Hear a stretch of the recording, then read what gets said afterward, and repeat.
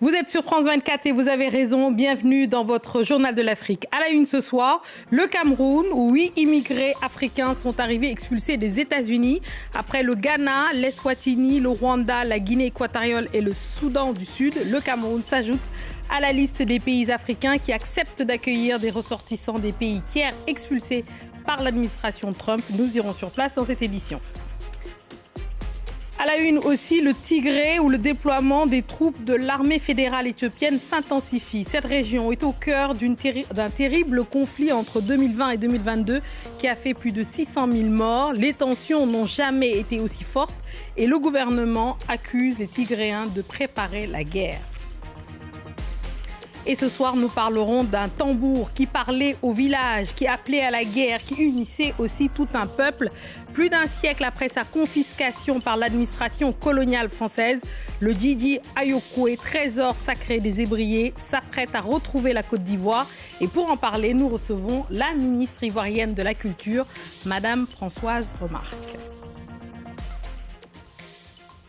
On ouvre ce journal en allant au Cameroun, où 8 immigrés africains originaires du Sénégal, de Sierra Leone et d'Éthiopie sont arrivés le 15 février après leur expulsion des États-Unis. Le Cameroun s'ajoute ainsi à la liste des pays africains ayant accepté d'accueillir des ressortissants des pays tiers expulsés par l'administration Trump.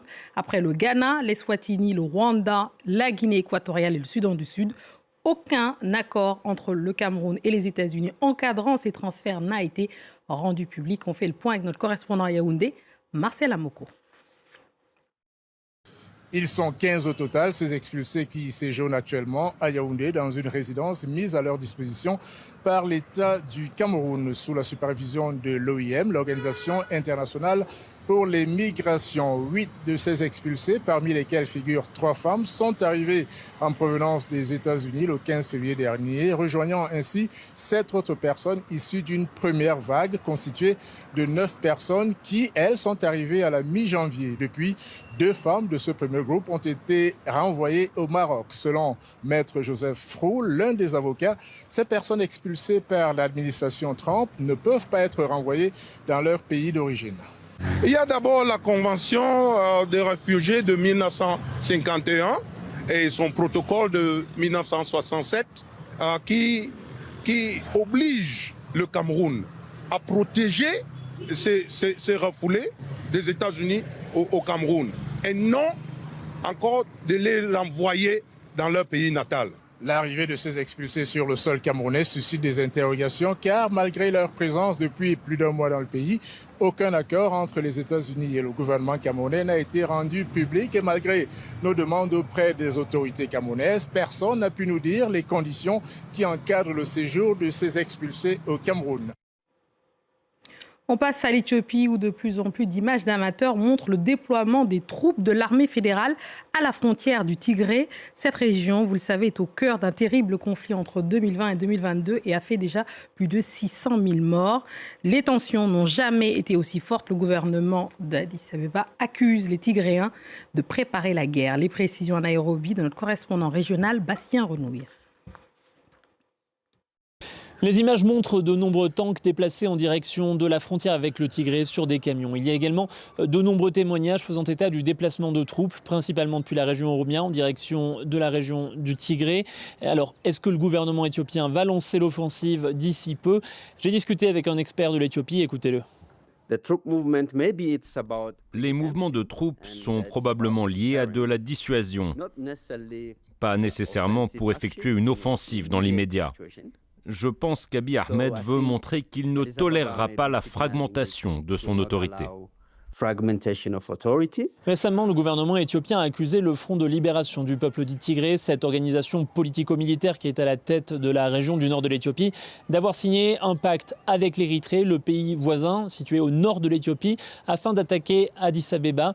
Si c'était le cas, ce serait bien évidemment la fin des accords de Pretoria qui avaient mis fin au conflit violent qui avait sévi entre 2020 et 2022.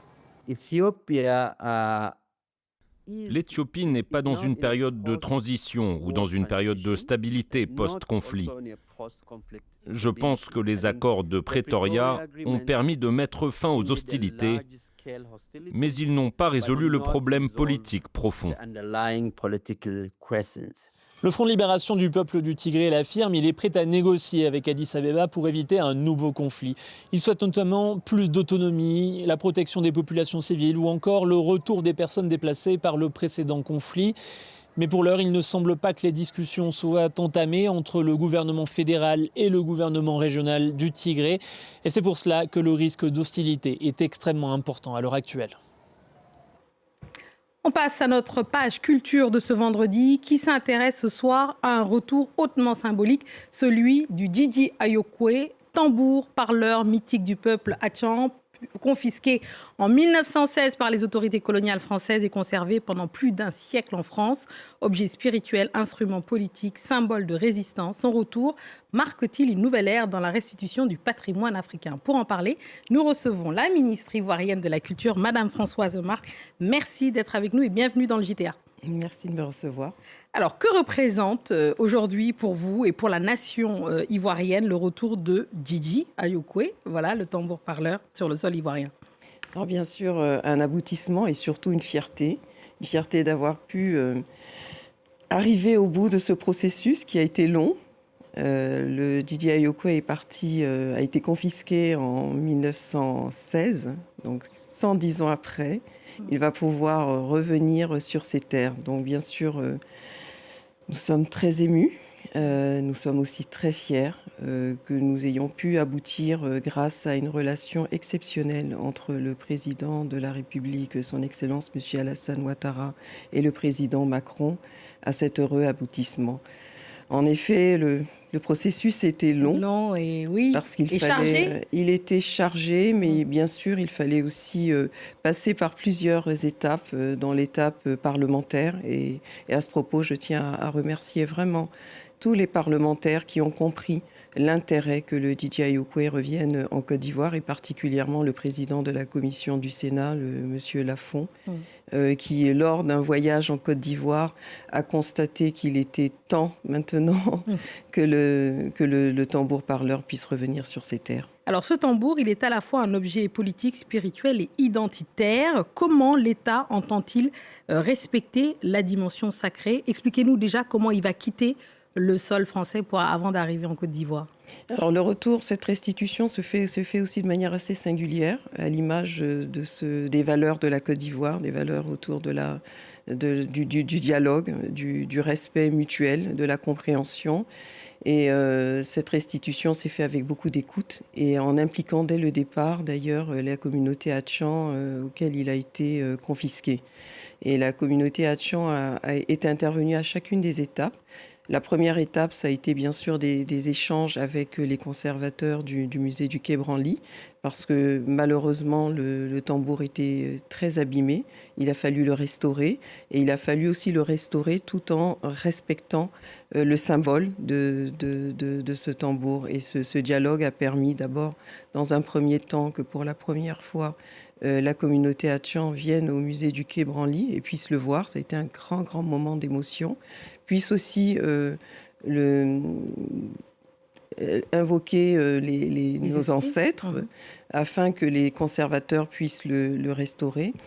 Et puis la deuxième étape, là, on est pratiquement à la fin maintenant puisque nous avons signé avec la ministre Rachida Dati le document de transfert officiel à l'État de Côte d'Ivoire du tambour parleur.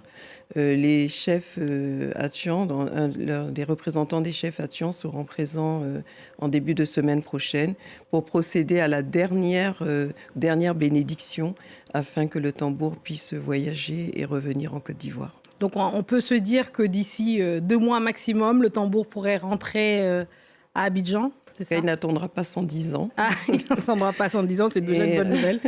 Et oui, là maintenant on est vraiment dans de la logistique. C'est quand même un tambour qui pèse 430 kilos. La caisse elle-même pèse 1 tonne 200. Donc il faut qu'on prenne toutes les dispositions pour le transporter dans les meilleures conditions afin qu'il puisse être accueilli, stocké avant de rejoindre le lieu où il est attendu, c'est le musée des civilisations de Côte d'Ivoire. Le musée des civilisations.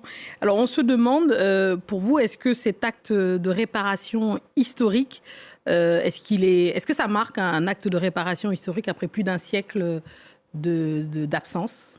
Ça marque surtout une nouvelle approche, un dialogue, une volonté aussi de reconstruire après un événement aussi douloureux, parce qu'il est douloureux et les communautés Hatchan, parfois même désespérées de le voir venir. Il faut savoir que le président Félix Houphouët-Boigny avait déjà fait cette demande au président de Gaulle, sans suite.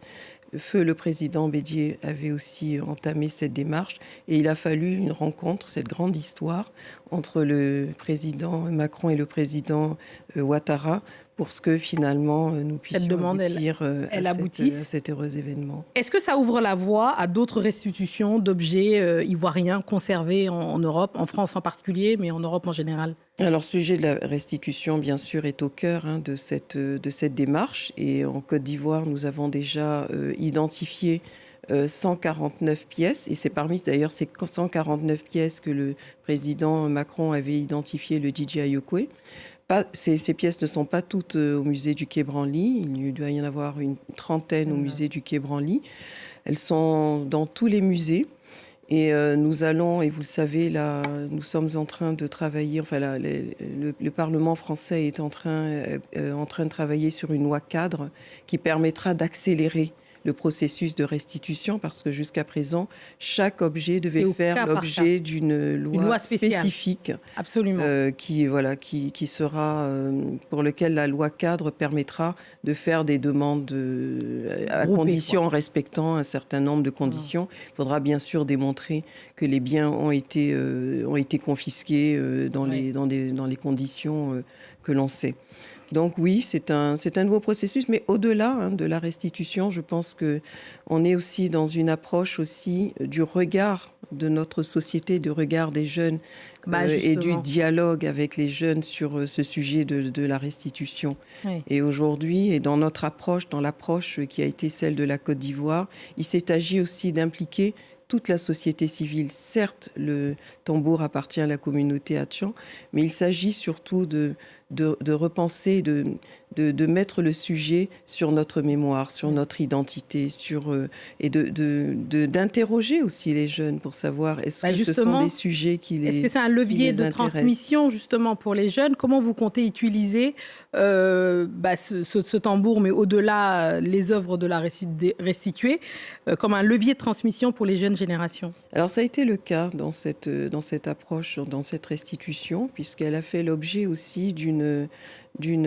approche et d'échange entre le Musée des civilisations et un financement obtenu par le ministère de l'Europe et des Affaires étrangères, qui a permis non seulement de transformer le musée des civilisations, qui recevra le DJ Ayokwe, mais qui a permis aussi un échange et de la formation de nos conservateurs. Aujourd'hui, grâce à cet apport, le musée des civilisations a un laboratoire numérique le plus unique au monde, je pense unique en tout cas sur le continent africain, qui permet de numériser en 3D, en 4D, les collections du musée des civilisations. Et puis, bien sûr, il y a une appropriation des jeunes. Beaucoup de jeunes sont intervenus dans la transformation du musée. On viendra voir ça, Madame la Ministre, avec grand plaisir à Abidjan. On viendra à Abidjan voir ça. Merci. Pour célébrer ce grand événement et cet événement historique. Merci beaucoup, Madame Françoise Remarque. Merci beaucoup d'être venue pour nous parler de ça. C'est ainsi que nous refermons notre journal de l'Afrique. Merci à tous ceux qui nous ont suivis partout dans le monde et ce soir, en particulier d'Adjamé à Atekoubé, en passant par Paris, là où est resté le tambour parleur. Restez avec nous car l'actualité continue sur France 24. Merci.